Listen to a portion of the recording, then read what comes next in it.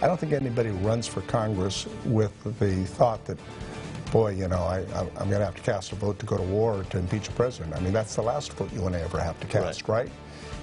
That vote is expected to come soon. Why Jim Costa is not sold on impeaching President Trump just yet. The Valley Congressman will join me exclusively in studio.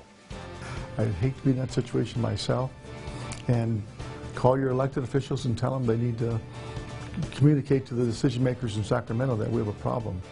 Passing the buck, Mayor Lee Brand telling a local business whose property is being littered by the homeless to complain to Sacramento. How bad is the problem? The new CEO of the Poverello House, Zach Dara, also in studio.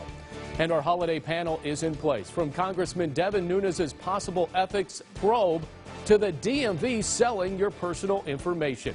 It's all on KC24, Sunday Morning Matters. Now, from KC24, your local election headquarters, with your host, Alexan Balakian. This is Sunday Morning Matters. Good Sunday morning to you. Hope you had a wonderful Thanksgiving. I'm Alexan Balakian. You're welcome to join the conversation at Real Alexan. Use the hashtag Sunday Morning Matters. Along the way, mayoral candidate Jerry Dyer deals with campaign vandalism. But first, the impeachment hearings take a new twist, now involving a Valley congressman. That is Congressman Devin Nunes, the top Republican on the Intelligence Committee, now facing questions about whether he met with a former Ukraine prosecutor in an effort to investigate the Bidens. That allegation, as reported by CNN, coming from the lawyer of an indicted associate of Rudy Giuliani. And now he's doubling down on his threat to file a lawsuit against CNN and the Daily Beast for reporting what he says is dirtying up a member of Congress. Nunes also says once the lawsuit is filed, quote, it should be fun, end quote. And now the impeachment phase will continue on December 4th, with the House Judiciary Committee inviting President Donald Trump and his counsel to participate in the panel's first impeachment hearing. Valley Congressman Jim Costa enjoying a little mini break from all the chaos on the Hill. Hope you're enjoying your holiday. Welcome back. Yes, it's great to be home always, and always on Sunday morning because it matters, right? There you go. I was waiting for it. Because it matters, and of course this is Thanksgiving week, and we're all happy to be with family and friends, right? Well, a lot of us are giving thanks that we're hitting the pause button on the impeachment hearings because they have been intense. Yes. In your eyes, is the chair of the House Intelligence Committee, Adam Schiff, presenting a case where an impeachment vote is now the next step? Well, in the case of Clinton and in the case of Nixon, there was a special prosecutor, and that doesn't exist. So chairman of the Intelligence Committee has become the de facto special prosecutor in this instance. After the whistleblower and evidence came together with the members of the State Department and others that work inside the national security apparatus, and so that due diligence has been taking place. And they're going to file a report, and that report will go to the Judiciary Committee, and we'll see what happens there. Have you heard enough to move on with the impeachment, to get articles of impeachment on the president? Well, I'm going to wait to see what happens with the House Judiciary Committee and whether they file a article or more than one article of impeachment. My guiding principles are this, Alexan. Number one, in America, everybody is innocent until proven guilty, and so we act as a grand jury. And number two, nobody is above the law, even the President of the United States. So until I see what the Senate Judiciary, if they in fact do propose to put forward an article or more of impeachment, then I'll have to evaluate based upon what that article may or may not be. So right now you haven't made up your mind, is what you're saying? I'm trying to be, as a member of a grand jury, in essence, you know, you step back for a moment, and the two most difficult votes a member of Congress ever has to cast is going to war to commit American men and women in harm's way, and impeaching a president. I don't think anybody runs for Congress with the thought that, boy, you know, I'm going to have to cast a vote to go to war to impeach a president. I mean, that's the last vote you and I ever have to cast, right? And so politics aside, and I know the impeachment process is political, of course, but the fact is my guiding principles are that, you know, everyone in America is innocent until proven guilty, and no one is above the law. Do you want to? We've heard through the whistleblower, through the attorney. Do you want to hear from the whistleblower himself?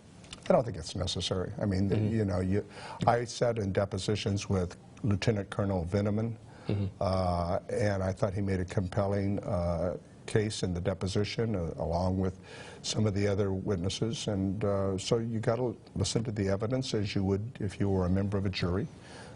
We've all been called to jury duty, right? I've been a member of a jury. Has all of the testimony been compelling to you? Some more than others. Are you listening to every single word? Well, I've got hearings that I'm going to. I mean, people think we're watching it. I mean, I think the majority of members are not. I mean, you catch later on in the evening, you read the news and you see what's going on. But all of us have other activities that are going on, and if you're not on the committee, then you don't catch it firsthand. I want to ask you this because Valley Congressman Devin Nunes is now going to be put into the middle of this. Obviously, he's been the high-ranking official for the Republican Party in these hearings, but now CNN is reporting that he's connected to the meeting with the Ukrainian prosecutor Viktor Shokin in Vienna. Should an ethics investigation be opened against Devin Nunes? This is what CNN is reporting. Nunes has come out and said CNN is an accessory to a criminal activity. Well, I just heard this over the weekend, as you and others have. And in the House, we have a very bipartisan process with the House Ethics Committee. There are 5 Republicans, there are 5 Democrats. And so for any ethics investigation to take place, it has to be bipartisan. And so, you know, I know nothing more than what I heard yesterday, I think, and it will be whether or not there's a bipartisan effort among the Ethics Committee. I think I mean, they investigate members of Congress throughout the year, but it takes bipartisan effort to do that. I want to turn to the Modernization Act. You helped pass this through the House. Is it possibility that the Senate will actually vote on this and take it up, and it could pass, which is basically a pathway to citizenship for farmers? Yes, for farm workers. For farm workers. Yes, you know, I support comprehensive immigration reform, but obviously that's not possible under this atmosphere that we're living. But we've worked very hard this year on a bipartisan effort for the Farm Modernization Act that would provide legal status for seasonal farm workers and year-round farm workers. That's over 1 million farm workers, many of them who are here in California and contribute and work hard every day, skilled labor that helps put food on America's dinner table, and it's a national security issue. So we marked it up this last week. I think there's a good chance that we'll have it over in the Senate by January or February. I spoke with Senator Feinstein about it, to your point, to your question, 10 days ago. She's excited because this mirrors her blue card bill. She's working on bipartisan support. We've got 21 Republican co-sponsors. We've got 30 Democratic co-sponsors, of which I'm an original co-sponsor. So we've got strong bipartisan support. But this could be the lead to finally an immigration reform bill. President Trump has said, hey, look, even though that the DACA program is going through the Supreme Court hearings and they're gonna make a decision probably in June at some point whether to continue the DACA program or end it, he wants to get a DACA program for dreamers. What that looks like, what that sounds like, I don't know, but is this a pathway to immigration reform? I think it could be, and that's why we're excited about it, and Senator Feinstein's excited about it, and so we hopefully we'll get this measure over to the Senate, like I said, in January or February, and she's working, and I'm trying to help her with some Republican senators and some other Democratic members, and but the Dreamers could, I think, if we get agreement on this, there's a potential for that to happen. All right. You are gracious enough to stick around. That's how much Sunday morning matters to you. We will be right back with more from Jim Costa in just a moment. Thank you.